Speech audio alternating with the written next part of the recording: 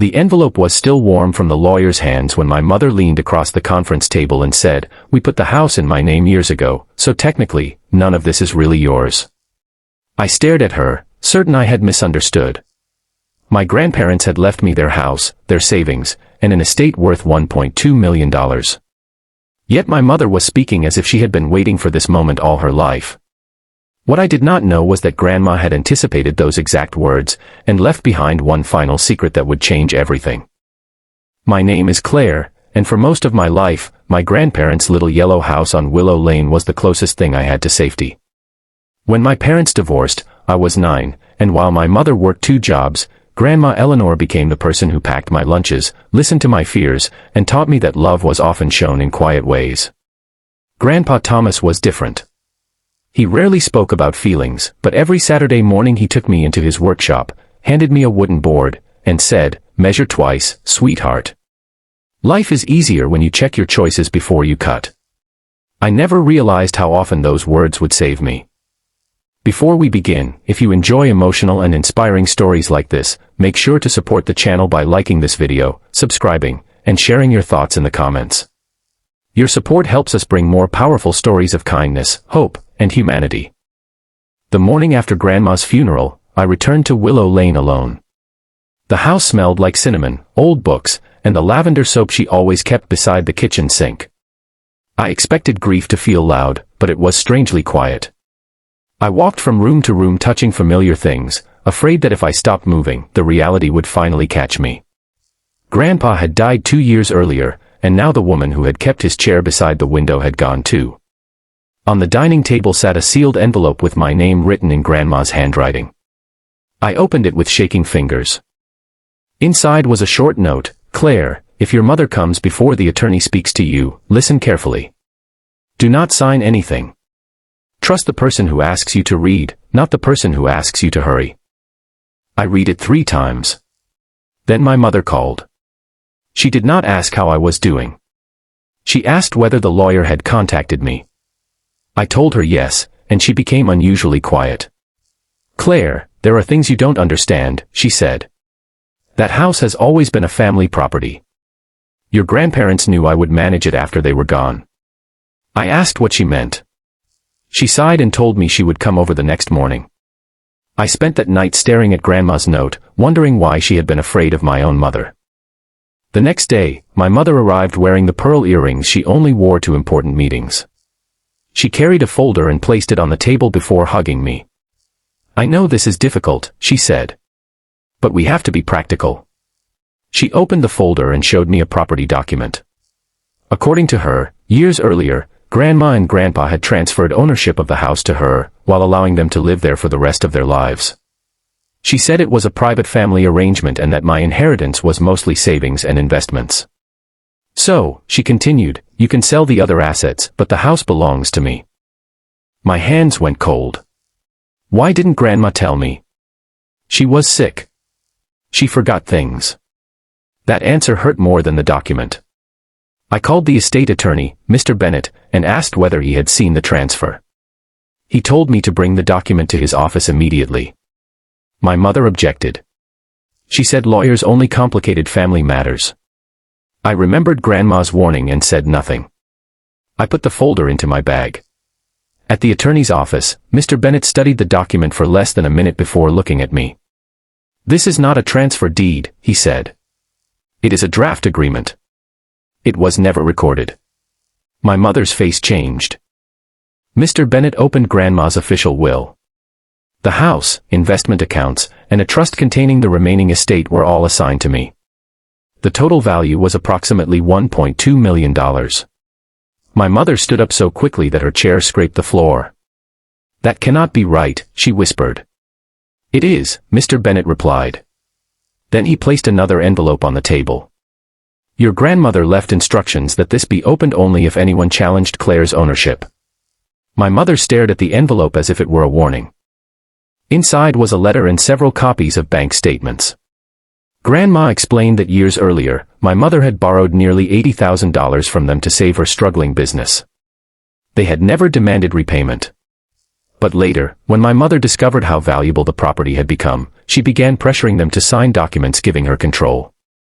Grandpa refused. Grandma wrote that my mother eventually brought a notary to the house while Grandpa was recovering from surgery, hoping to get his signature when he was too weak to argue. He refused again. The letter ended with words that made my mother sit down slowly. "I love my daughter," Grandma had written, "but love does not require me to reward dishonesty. Claire deserves a home where she can feel safe. If her mother tries to take it from her, Claire must remember that protecting herself is not cruelty." My mother began crying. Not angry tears. Exhausted ones. For a moment, I wanted to hate her. It would have been easier. Instead, I asked, "Why?" She covered her face. "Because I was scared." She told me her business had failed years earlier. Debt collectors had called constantly. She had watched friends disappear when she could no longer help them, and she became obsessed with never being powerless again. When the house rose in value, she saw it as security. Then fear became greed, and greed became a habit she no longer knew how to stop. "I thought if I controlled the house, I could finally breathe," she whispered. I looked at the woman who had raised me. She seemed smaller than she had that morning. "I would have helped you," I said. "I know," she answered. "That's what makes me ashamed." There was still a legal process ahead. My mother could have fought the will, but she didn't. Instead, she asked whether I would let her stay in the house temporarily while she found an apartment. I agreed, but only after Mr. Bennett prepared a written agreement protecting my ownership. For the first time, my mother did not argue. 3 months later, I stood in the same kitchen where Grandma had taught me to make apple pie. The house was still mine, but it no longer felt like a prize. It felt like a responsibility. I used part of the inheritance to repair the roof, restore Grandpa's workshop, and create a small scholarship in their names for local students who needed help buying tools, books, or tuition. Grandma had always believed money mattered most when it gave someone room to become who they were meant to be. My mother eventually moved into a modest apartment across town. She started working again, this time for someone else, and slowly paid back what she could. Our relationship did not magically become perfect. Some wounds do not disappear because someone says sorry. But she began showing up differently. She called to ask how I was, not what I owned. She came to the house one Sunday carrying a pie and stood awkwardly at the doorway. "Can I come in?" I smiled. "You don't have to ask." She entered, and for a while we sat in silence. Then she noticed Grandpa's old measuring tape on the workbench. She picked it up and laughed softly. "He used to tell you to measure twice. Before cutting," I said. She nodded. I should have listened. A year later, I found another note hidden inside Grandpa's toolbox. I almost missed it because it was folded beneath a wooden ruler. Grandma had written it after Grandpa died. "Claire, if you are reading this, you probably think the inheritance was the greatest thing we left you. It isn't. The greatest thing is knowing you learned that people can disappoint you without turning you into someone who cannot love. Keep your heart, but keep your boundaries too. Kindness without wisdom can become surrender. Wisdom without kindness can become bitterness. You will need both." I sat on the workshop floor and cried until the sunlight moved across the boards. That evening, I invited my mother for dinner. We ate at the old table, the same one where she had once argued about ownership and where Grandma had quietly watched over all of us for decades. Nothing about the past was erased. But something had changed. My mother finally understood that home was not something you could claim with paperwork, pressure, or fear. It was something you built through trust. Before she left, she hugged me tightly and whispered, "Your grandparents would be proud." I looked around the kitchen and imagined Grandma smiling beside the stove, Grandpa pretending not to listen from the workshop. Maybe they were.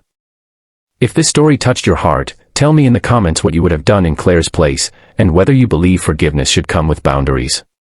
Your experiences may help someone else who is facing a difficult family situation. And if this story reminded you that kindness, courage, and honesty can survive even the deepest betrayal, please like this video and subscribe for more inspiring stories about hope, compassion, humanity, and second chances. Claire never forgot the lesson her grandfather had given her. Measure twice before you cut. Sometimes the hardest choice is not choosing between love and self-protection. It is learning that real love can survive the truth, while anything built on deception eventually cuts itself apart. For years afterward, people asked why I had not sold the house and moved somewhere bigger. They saw the money and imagined freedom meant leaving. But I had learned something different. Freedom was not always a new address or a bank balance. Sometimes it was waking without fear that someone would take what you had built. Sometimes it was being able to say no without guilt. The scholarship grew slowly.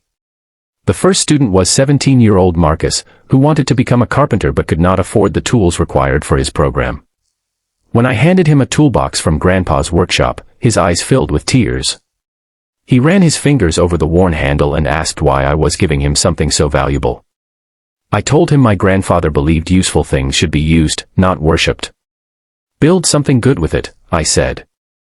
That night, I returned home and stood beneath the porch light. For the first time since the funeral, the house did not feel like a place I was trying to preserve. It felt alive again. A child's bicycle passed on the street.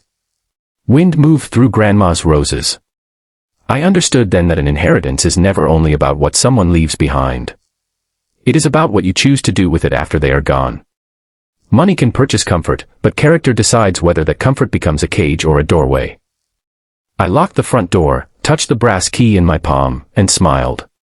My grandparents had left me property and savings, but their inheritance had been worth far more: the courage to protect myself, the grace to forgive, and the wisdom to turn what I received into something that could keep giving long after they were gone.